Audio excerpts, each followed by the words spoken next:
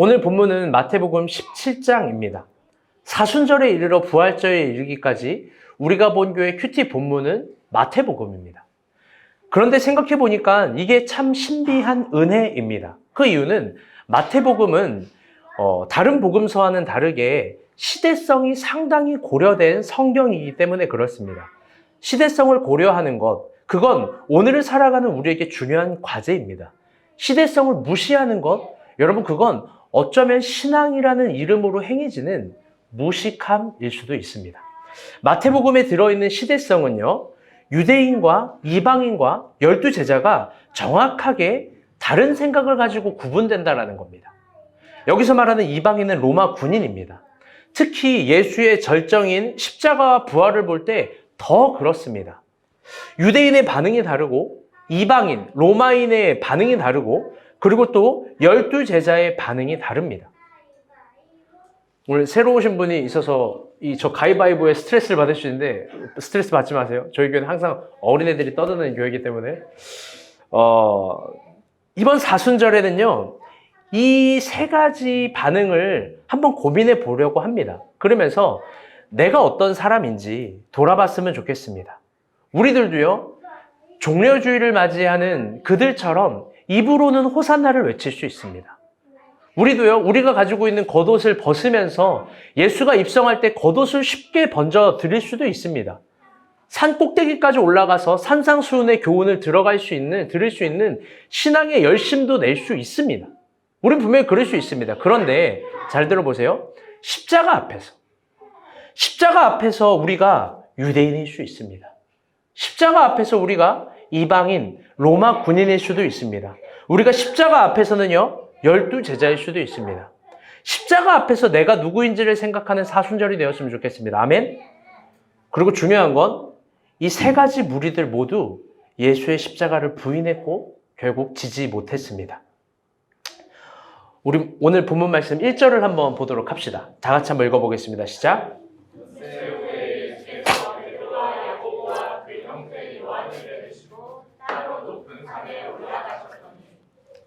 물을 흘렸어요. 죄송해요. 오늘 본문은요, 새로운 사건의 시작이 아닙니다. 오늘 본문을 보게 되면 빨간색 글씨 한번 볼까요? 시작. 어떤 하나의 사건이 있었고 그 사건 이후에 6일 뒤에 일어난 일입니다. 여러분 그렇다면 마태복음 17장 오늘 일요일 큐티 전에 있었던 6일 전에 있었던 사건은 어떤 게 있었을까요? 우리 토요일 큐티를 보면 알 수 있습니다. 마태복음 16장 21절입니다. 다 같이 한번 읽어볼게요. 시작. 그때로부터 예수 그리스도께서 자기가 예루살렘에 올라가 장로들과 대제사장들과 국민들에게 많은 고난을 받고 죽임을 당하고 제3일에 살아나야 할 것을 제자들에게 비로소 나타내시니. 지금 예수님은요, 제자들에게 앞으로 자신이 당할 일에 대해서 이야기를 한 겁니다. 6일 전에 이야기를 했고 좀 이따도 살펴보겠지만 6일 후에도 이야기를 합니다. 사람들에게 버림을 받고 십자가의 죽임을 당합니다. 예수님은 자신의 순환에 대해서 예고를 하는 겁니다. 무려 3번이나 이야기를 합니다. 마태복음 16장과 17장은 예수님이 자신이 죽을 것을 3번을 이야기하면서 어떤 하나의 중요한 지점들을 대비되어서 끌어가고 있는 겁니다. 여러분 근데 한번 생각해 봅시다. 예수님이 죽는다라고 하는데요. 이 이야기를 3번이나 들은 제자들의 마음은 어땠을까요? 예수님이 자기가 사람들에게 버림을 받고 제사장과 서기관과 로마 군인에게 신문도 당하고 고문도 당하면서 죽는다. 난 십자가에서 죽을 거다. 이 얘기를 3번을 들었을 때 여러분 제자들의 마음은 상당히 어려웠을 겁니다. 그 이유는 이 16장에 굉장히 독특한 배경이 있는데요. 그들이 비로소 이제야 드디어 겨우 예수에 대한 완전한 신뢰가 이루어졌기 때문에 그렇습니다. 우리 16장 금요일 큐티에 아주 아름다운 신앙 고백이 있는데요. 우리 16장 13절 말씀 한번 봅시다. 시작. 빌립보 가이사랴 지방에 이르러 제자들에게 물어 이르시되 사람들이 이자를 누구라 하느냐. 아멘. 예수님은요, 여러분 다 저를 집중해주세요. 예수님은요, 제자들과 금요일 큐티를 보게 되면요, 16장인데요, 빌립보 가이사라 지방에 갔다라고 얘기를 해요. 왜 이 지역으로 갔는지 성경은 침묵을 합니다. 그 이유에 대해서. 그런데요, 이 지역으로 이동한 건 상당히 상징적인 의미가 있습니다. 그 이유는 이 지역의 특징 때문에 그런데요, 이 지역은 로마 군대가 로마 황제를 위해서 봉헌하기 위해 어떤 동상을 만들었습니다. 그게 무슨 동상이냐면 카이사르 동상이에요. 로마의 황제가 카이사르니까요. 그래서 이름도 그리스 로마나처럼 이 혼합형이에요. 빌립보 가이사라. 로마 지명으로는 거꾸로 되어 있습니다. 가이사라 빌립보. 즉 완전히 로마 군대가 장악한 지역이고, 이 지역에는 로마의 황제인 카이사라의 동상을 두면서 여기를 카이사라를 위해서 봉헌한다라는 거예요. 그 동상의 크기는 상당히 압도적입니다. 그 동상을 보면서요, 아마 유대인들은 주눅 들었을 거예요. 그리고 더 나아가 누가 주인인지에 대해서 혼란스러운 의식이 있었을 거예요. 이건 마치 시청 앞에 일정기가 있는 거랑 똑같은 거예요. 불쾌하기도 하고 혼란스럽기도 한 겁니다. 그런데 예수님은 제자들에게 그 상징적인 지역 앞에서 그 동상, 카이사르 동상 앞에서 굉장히 특이한 걸 물어봐요. 그건 뭐냐면, 얘들아, 사람들이 나를 누구라고 하냐? 사람들이 나를 누구라고 하지? 그래서 제자들이 이렇게 얘기합니다. 더러는 세례 요한이요, 더러는 엘리야요, 더러는 선지자입니다. 그럼 예수님이 딱 이렇게 얘기를 해요. 15절, 16절입니다. 다 같이 한번 읽어볼게요. 시작.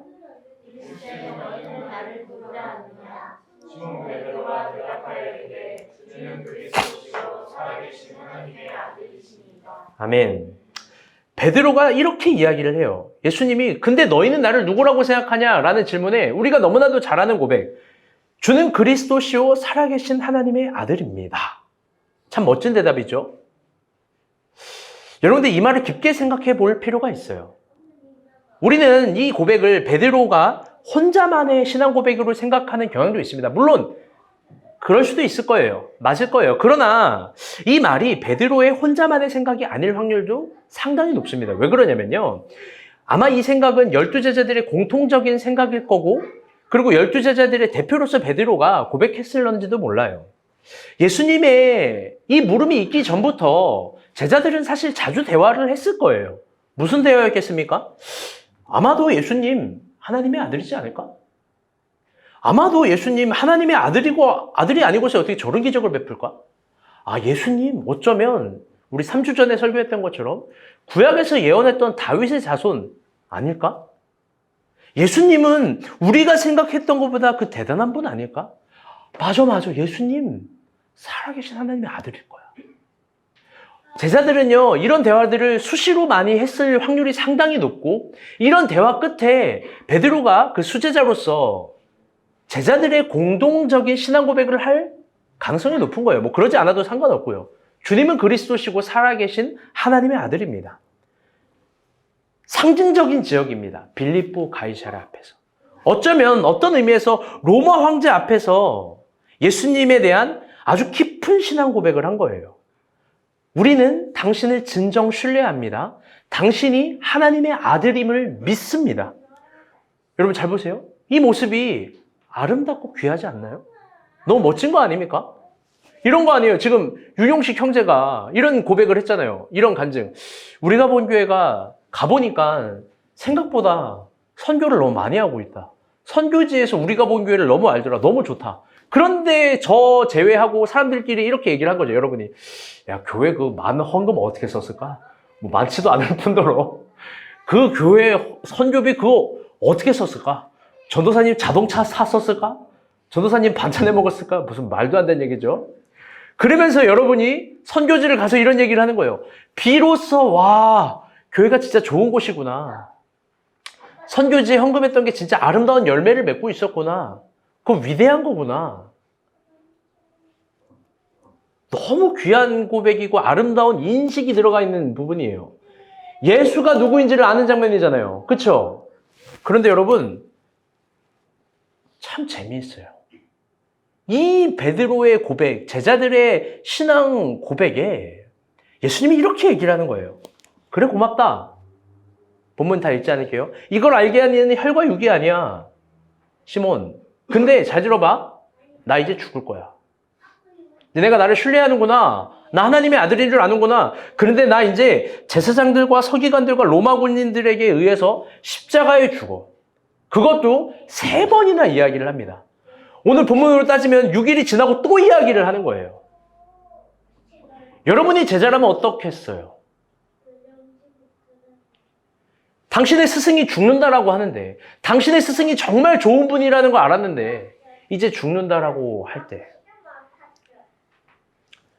여러분, 제가요 강에라 사모와 1년 10개월을 교제하고 28살에 결혼을 했어요. 일찍 한 편이죠. 29살?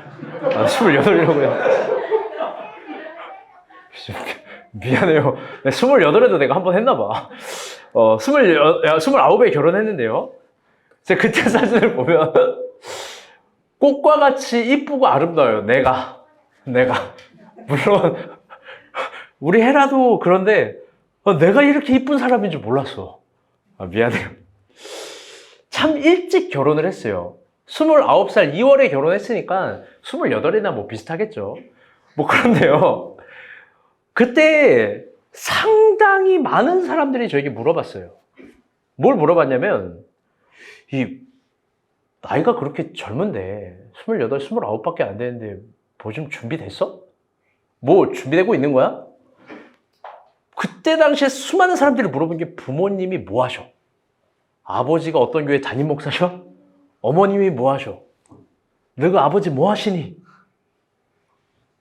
근데 사실 저는 당시에 준비된 게 없었어요. 제가 준비된 건 뭐냐? 이 사랑하는 마음 하나, 임재범의 이 죽일 것 같은 사랑, 고해밖에 없었던 거야. 어찌합니까? 어떻게 할까요? 근데 반면에 제 아내는 많은 것들이 준비가 되어 있었죠. 이미 결혼하기 전부터 7년 동안 사회생활을 했었고 많은 것들이 준비가 되어 있었어요. 그런데 저는 진짜 편하게 얘기해서 돈이 없었습니다. 그때 제 수중에 있는 것들을 다 모아봤어요. 결혼을 하자고 이야기했는데 난 얼마가 있는 걸까? 돈이 얼마 없더라고요. 그래서 팔기 시작했어요. 제가 운동화를 사실 참 좋아했는데 운동화 갖다 팔고 어머니가 다 갖다 버리기도 하고 팔기도 하고, 그 다음에 책 중에서도 좀 귀한 책이 있거든요. 그 신학교 책 중에서 귀한 책이 있어요. 책 팔고 노트북 팔고 자전거 팔고, 심지어 또 이제 와서 밝혀지는 그것이 알고 싶다인데, 제가 당시 사역했던 교회 100만 원 가부를 먼저 받고, 그래서 막 열심히 일을 하고 해가지고 28살에, 그래서 28이라고 기억했나 봐. 28살에 고백을 했으니까 결혼하자고. 28에 얼마를 모았냐면 500만 원을 모았어요. 여러분 아무 감흥이 없을 텐데요. 신학생이 10년 전에 500만 원을 28살에 모았다는 거 엄청난 거예요. 500만 원을 모았습니다. 그래서 제가 멋지게 이야기했어요. 이제 우리 결혼하자. 500만 원만큼만 그런데 결혼하자. 그 500만 원 잘 들어보세요. Listen carefully. 500만 원에 스튜디오 드레스, 메이크업, 촬영, 결혼식장, 결혼식사, 신혼여행, 심지어 결혼기구까지, 가전까지 다 포함된 거였어요. 헤라 사모가 저한테 물었어요. 집은 어떻게 할 건데? 감히 이딴 걸 묻는 거예요. 그래서 제가 아내한테 얘기했어요. 엄마랑 같이 살면 되지. 미안해요. 남자답게 이야기를 한 건데 그날 제 아내의 표정이 상당히 인상적으로 기억나요. 이 미친놈 아니야, 뭐 이런 표정이었어요. 사회생활을 좀 더 한 아내가 이야기를 하더라고요. 돈을 자기가 더 많이 댈 테니 500으로는 죽었다 깨나도 결혼을 못한다. 근데 제가 물러서지 않고 내가 가진 게 500이니까 500만큼 결혼하고 싶다. 그러니까 자기가 돈을 더 줄 테니까 더 하자. 나는 500만큼만 하고 싶다. 500이 해결되는 걸 보여줄게. 그리고 고집을 피우고 싸우기를 하고 처음으로 토라지고 다퉜어요. 아내는 제 방식이 이해가 안 된대요. 지금도 이해를 못해요, 제 방식을. 그리고 어떻게 했냐. 영등포역에서 처음으로, 어머니가 있어서 상당히 긴장스러운데 처음으로 제가 영등포역에서 울었어요. 헤라를 잡고. 울면서 내가 사실 돈이 이거밖에 없다. 이게 전부다. 근데 누구 도움도 받고 싶지 않고 부모님에게도 도움받고 싶지 않고 내 결혼 내가 하고 싶다. 결혼 반지 13만 원짜리 사고 그리고 500에 내가 나름 되는 계획을 마련했어요. 그리고 울었어요. 그럼 어떻게 해요? 찌질해 보여요? 그게 게으르게 산 사람이 500을 모으면 찌질한 거겠지만 난 최선을 다했거든. 아내가 감동을 받고 순종하겠다고 하죠. 그래서 500에 결혼을 했어요. 결혼을 하고 500에 맞추어서 했는데 뭐 스드메가 어디 있어요. 그래 다 정리하고 진짜 500만 원치 결혼을 했어요. 지금 표정이 웃기라고 한 얘기인데 지금 막 아골골짜기에 돌을 넣어줘서 나를 살인하고 싶은 표정이야. 그런 자매들 나 같은 형제 만날 거야. 정주희 김정은 믿지 마.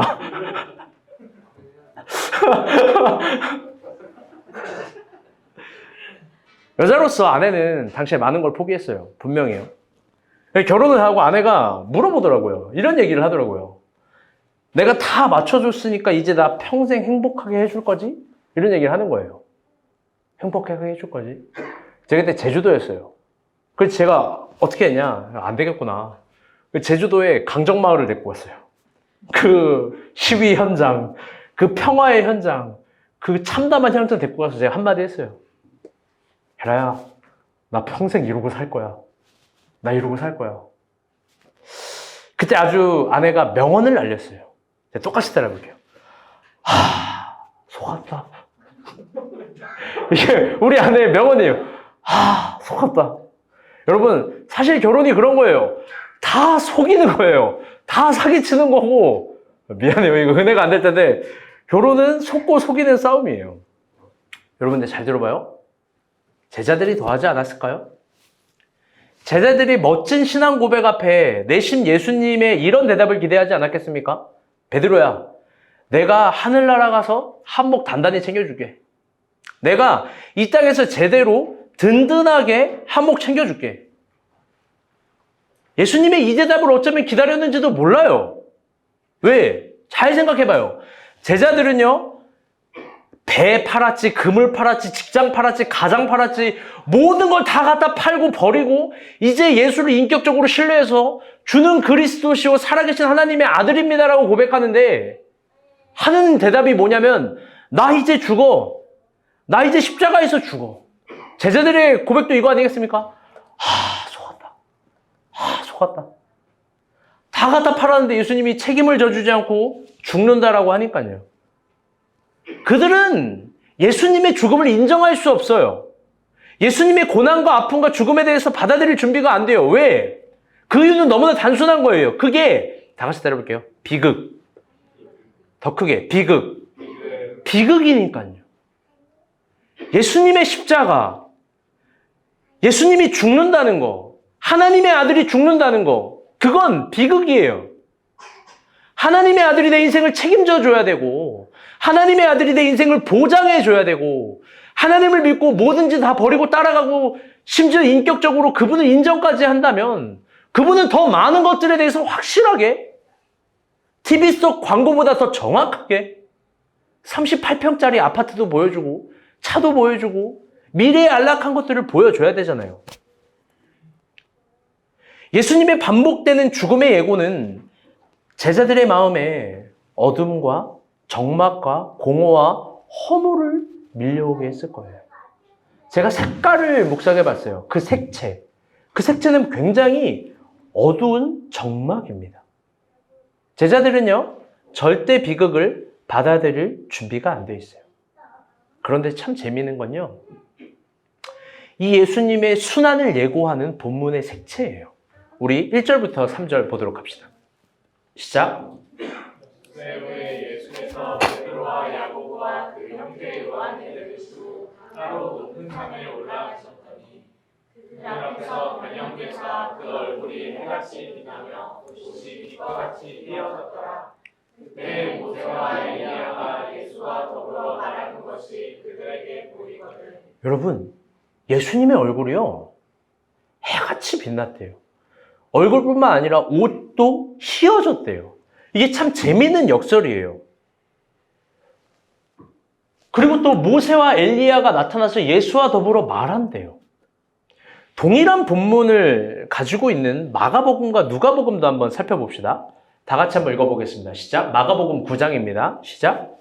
그 옷이 광채가 나며 세상에서 살해하는 자가 그렇게 희대할 수 없을 만큼 매우 희어졌더라.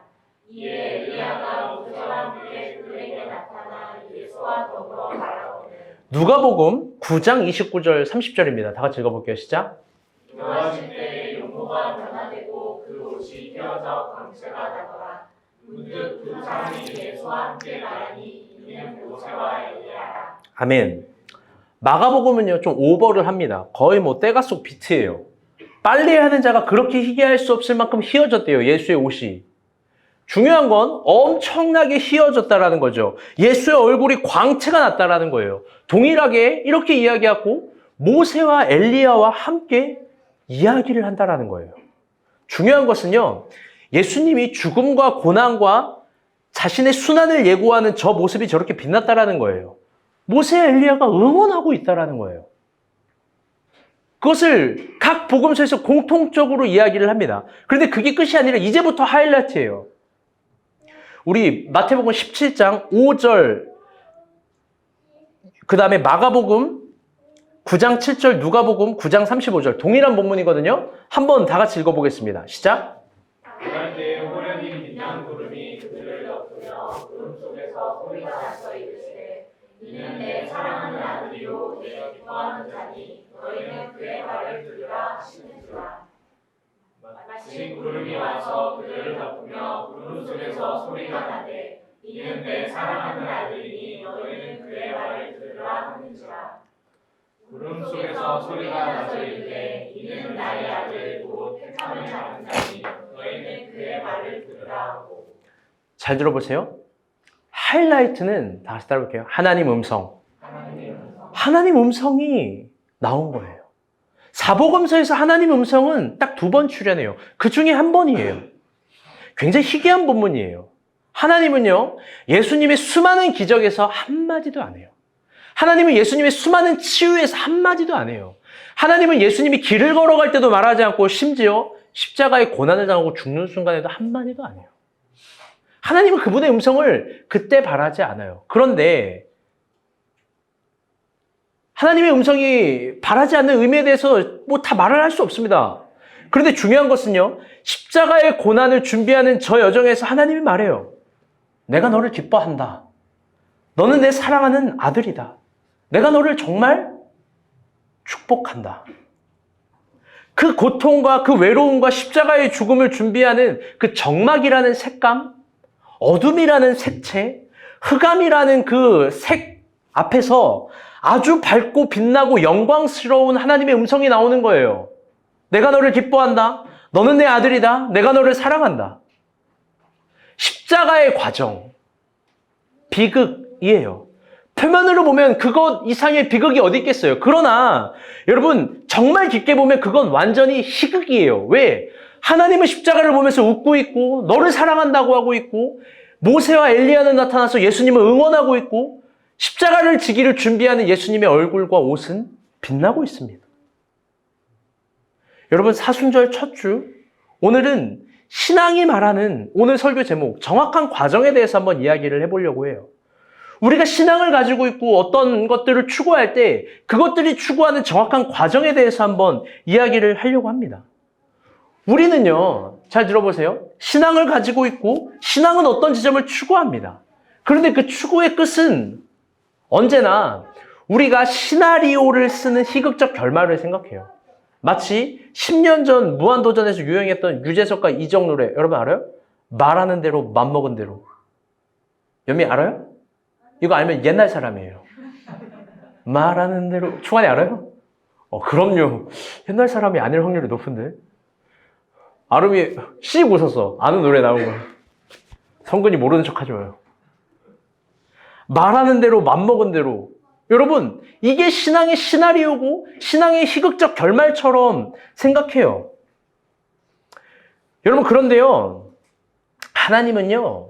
잘 들어보세요. 그런 개인의 신앙이 언제나 보암직도 하고 먹음직도 하고 지혜롭게 탐스럽게 할 만한 열매를 결과로 주지 않아요.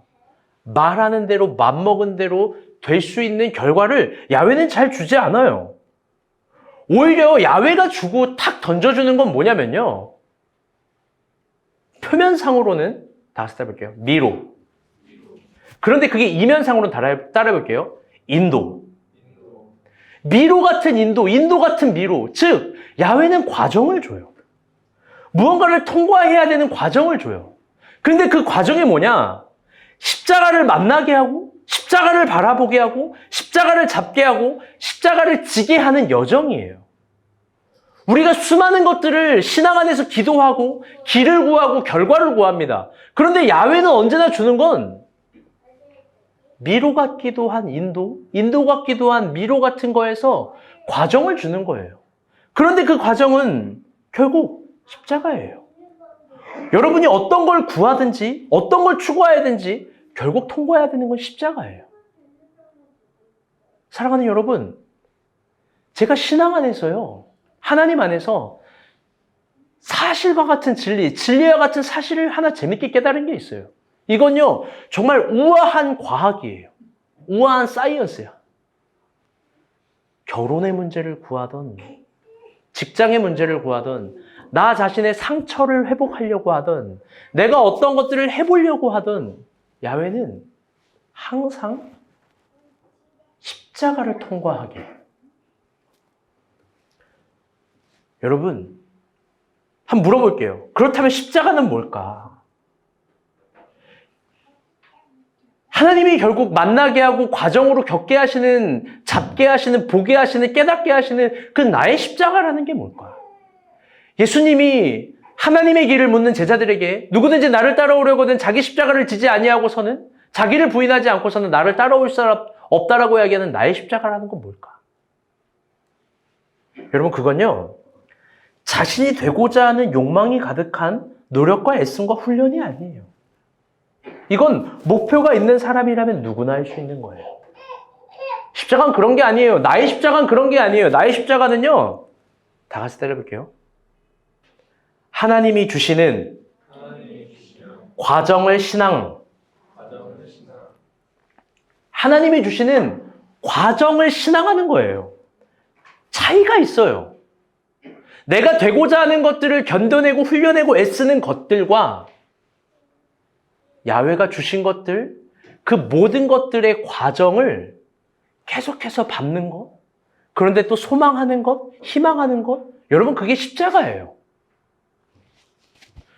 십자가 신앙을 우리는 다 우울하게만 배워와요. 뭐예요? 울고 불고 주님 내가 저기까지 가겠습니까? 물론 맞죠. 그렇게 해서 교만해지기도 해요. 뭔지 알아요? 나만 십자가를 진다. 나만 십자가를 진다. 여러분, 그게 초기 바울과 12제자의 논쟁이에요. 니들 뭐 했는데? 난 예수의 흔적이 있는데. 나만 십자가가 있는데. 엘리야의 고백 그거 아닙니까? 나만 남았거늘. 여러분, 그런데 진짜 십자가를 잘 졌다라고 하는 성경의 모델인 사도 바울. 여러분, 그가 우울했을까요? 그가 괴롭기만 했을까요? 아니요. 진짜 깊게 바울 신앙을 보면 그만큼 희망차고, 그만큼 소망 있고, 그만큼 낭만 있고, 담대한 사람이 없어요.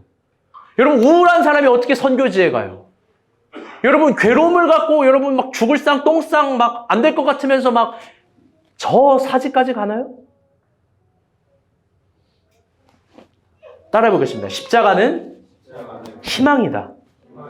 하나님은요, 나의 십자가라는 걸 줄 때 과정을 주세요. 오늘 여러분의 과정을 물어볼게요. 제가 그 필리핀에 가서 우리가 뭐 죄다 하는 게 뭐예요? 대화 아니에요? 연미자매랑 대화를 했어요. 요즘 뭐가 고민이야? 그러니까 이런 얘기를 해요. 연미자매, 이번 목자 회의 때도 얘기했는데 취업이 안 돼요, 이래요. 여러분, 고민이잖아요. 그러면서 참 내 마음을 아파하는 말을 했어. 나이가 드니까 이력서도 안 받아줘요, 이러는 거예요. 여러분, 우울해요, 안 우울해요? 우울한 거예요. 슬픈 거잖아요. 힘든 거잖아요. 여러분, 근데 나의 십자가는 뭔지 알아요? 근데 소망이 있는 거예요. 아, 이런 과정이구나 하면서 더 희망을 갖는 거예요. 더 끝까지 걸어가는 거예요. 여러분, 수많은 친구들과 대화를 해요. 어제도요. 어제 여러분 몰라요. 내 심정이 어땠는지. 어제 제가 선아랑 아웃백에서 무료 식사를 했거든요. 내 딴엔 최고의 식사를 대접한 거야. 선아 밥도 안 먹어요. 40분 동안 울어요. 수많은 사람들이 나만 쳐다봐요. 내가 선아를 상처를 주고 막 선아 막 비련의 여주인공이야. 막 서빙하는 사람 계속 나를 쳐다봐. 휴지를 3번을 리필을 했어. 보통 피클 리필하고 소스 리필하고 빵 리필하고 하는데 can I tissue? 여러분 근데요, 사람이 아픔이 있고 힘듦이 있을 때요, 울기만 하면 우울하고 힘들고, 여러분 그거 십자가 아니에요. 그런데 그 끝에 소망을 잡고 또 희망을 향해서 걸어가고 하나님을 보는 거, 여러분 그게 십자가예요. 내가 십자가의 길을 걸어가고 있는지 어떻게 아냐? 여러분 그 끝에 하나님이 주신 과정에 진짜 하나님을 보고 있냐는 거예요.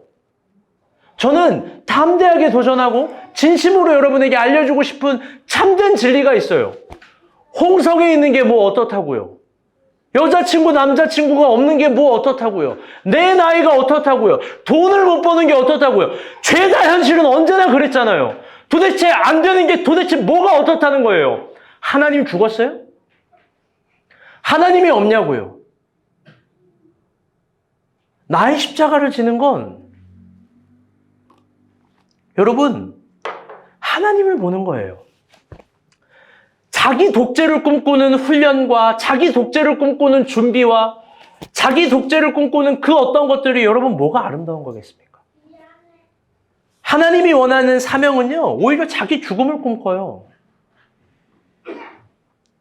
내가 스스로 종이 되어서 죽고 낮아져서 교회와 세상을 섬기고 싶은 거예요.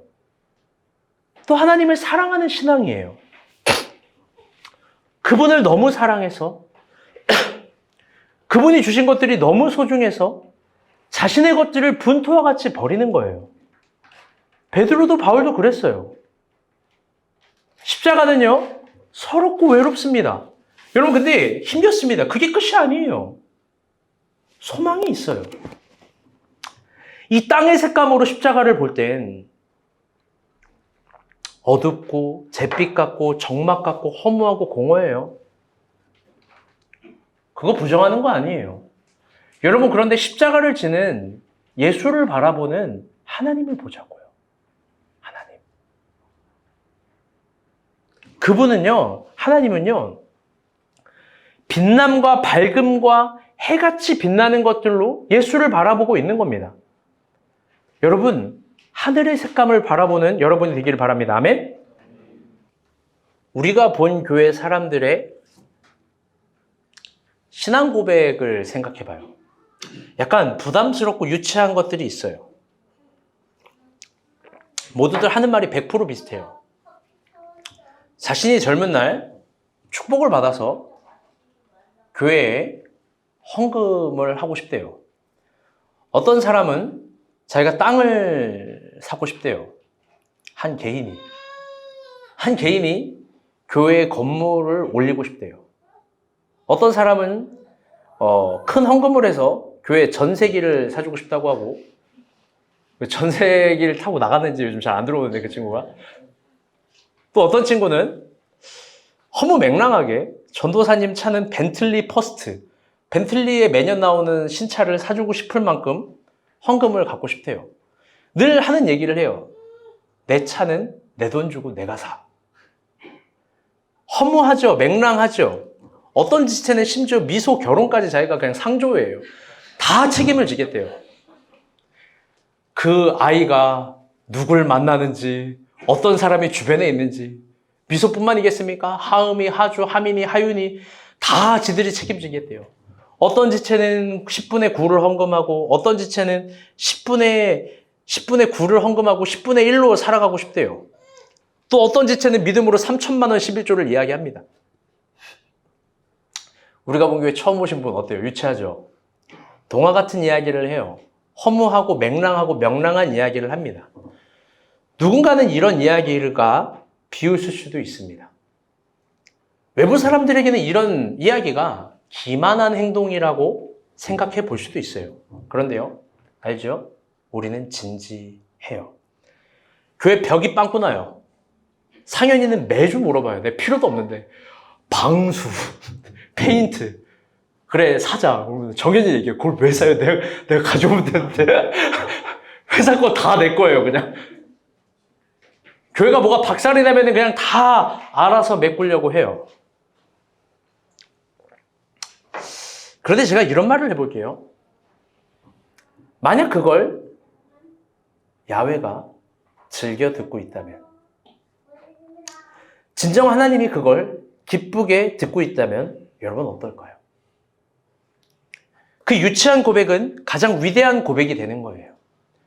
그 동화 같은 생각은 감히 하늘의 각양 좋은 것들을 끌어내리는 계시가 되는 거예요. 허무하고 맹랑하고 명랑한 이야기는 하나님을 웃게 하는 신앙이 될 줄 여러분 어떻게 알아요? 만약 그 신앙이 이 땅에서 야훼가 한 번쯤은 인간에게 바라고자 하는 신앙이라면 여러분 거의 귀중하고 소중한 거 아니에요? 내가 감히 여러분 이게 무서운 거예요. 뭔지 알아요? 보통 뭐를 할 때는 야 다 같이 100만 원씩 모아서 이거 하자. 이게 교회의 상식의 툴이에요. 어떤 단체도 툴이에요. 근데 우린 그게 아니야. 내가 하겠다는 거야 다. 한 개인이.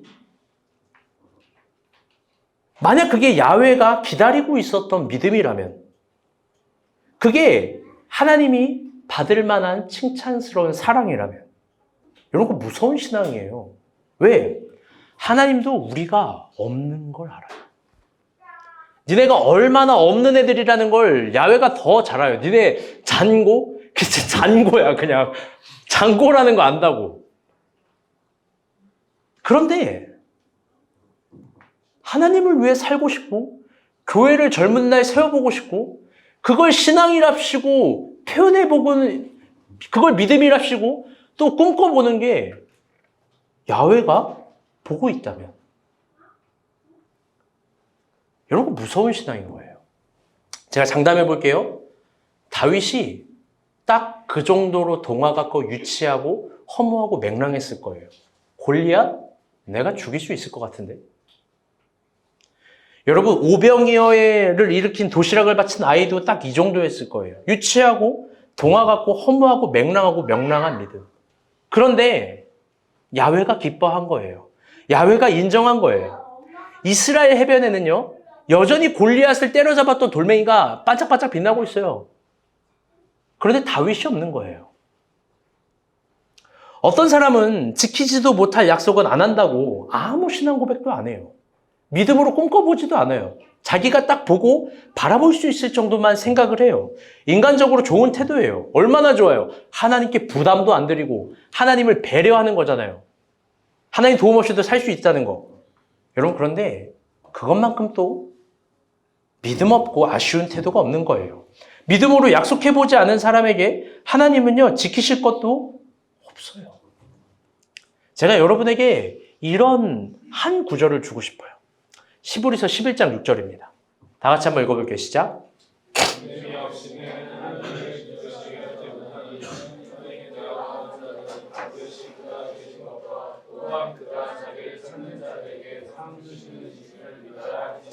아멘. 하나님은요 여전히 믿음 있는 사람, 낭만 있는 사람 그런 신앙을 찾으세요. 지난주 설교처럼 자신의 젊음을 다해서 감히 자신이 하나님 나라를 이 땅에 초대할 수 있다라는 그런 허무한 걸 믿는 사람을 찾으세요. 여러분 골리앗을 내가 이길 수 있다고 믿는 사람을 찾으시고 저 사람들이 배고플 때 내가 가진 게 도시락밖에 없는데 그거 나눠서 저들을 먹일 수 있다라는 믿음 있는 사람을 찾으세요. 여러분 그런데요 이 얘기를 하고 싶은 거예요. 그 과정, 그 결론, 그걸 이루는 과정이 뭐냐면 그 정확한 과정이 십자가예요.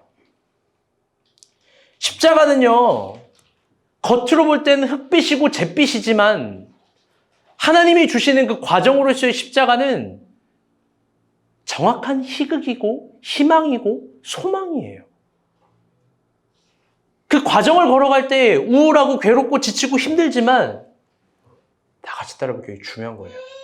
그게 정확한 길인지 어떻게 아냐? 여러분, 그게 정확한 길인지 어떻게 알아요?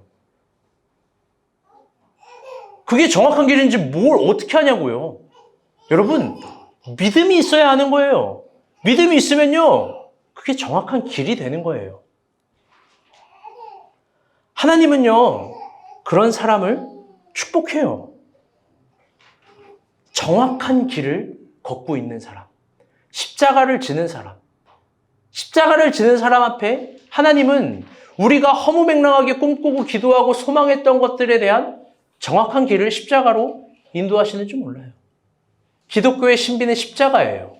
여러분, 그래서 진심으로 하는 말인데 나의 십자가에서 죽을 준비가 되어 있어야 돼요.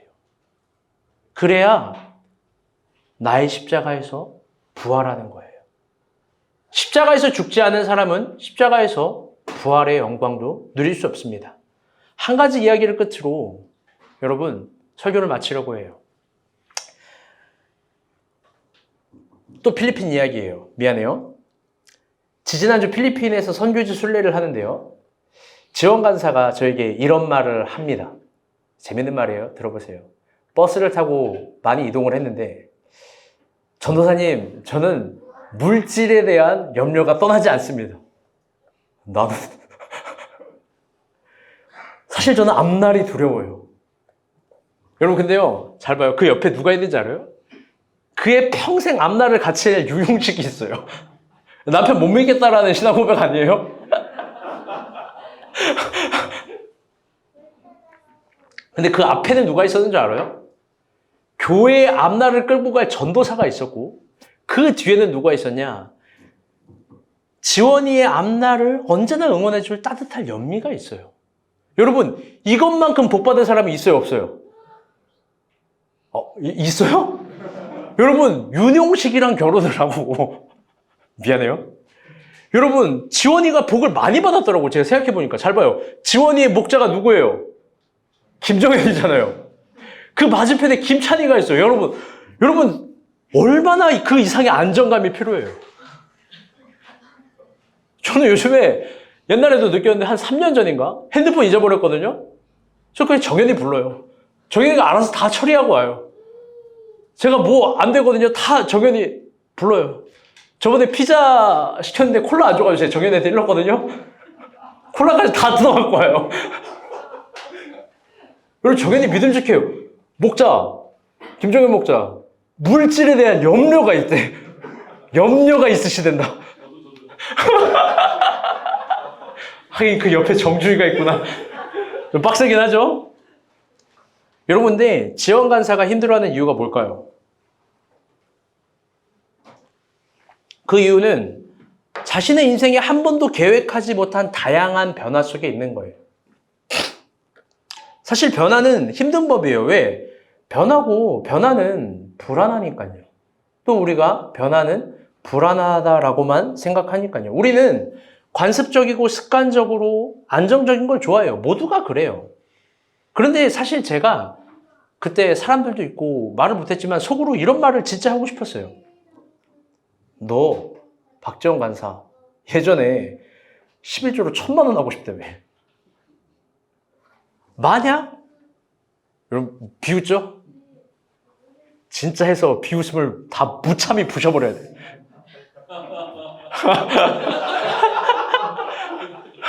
저 웃음 뭔지 알아요? 1,000만 원 11조면 내가 얼마나 뜯어먹을까?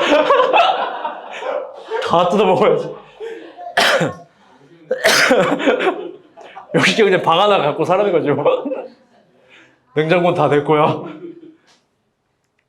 그런데요, 잘 들어봐요.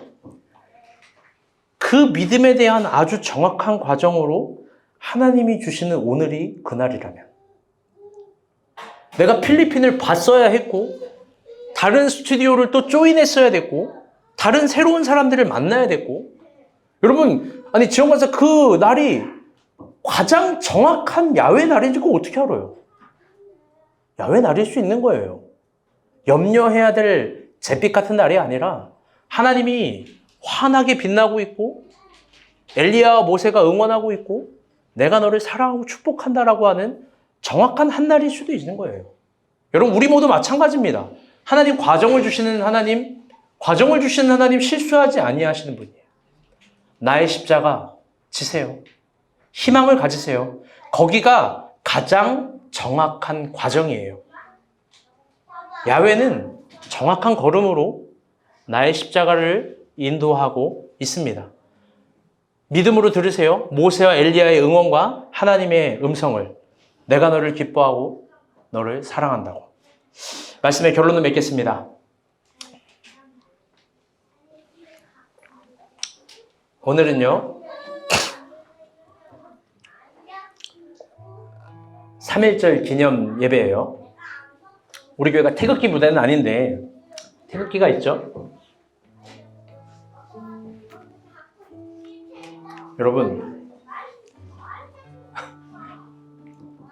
태극기 제가 세로로 들었는데 이게요 3.1절 당시엔 잿빛이었어요. 이거 어떻게 들어요?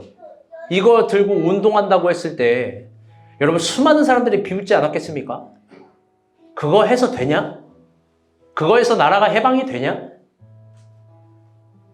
그거 한다고 일본이 물러가냐? 여러분 사진 하나 보여주세요.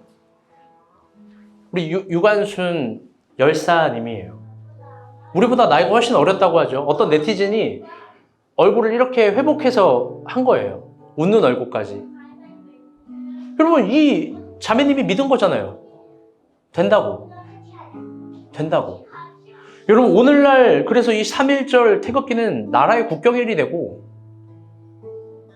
나라를 진정 환희 가운데 밝음 가운데 해방시킨 운동이 된 거예요.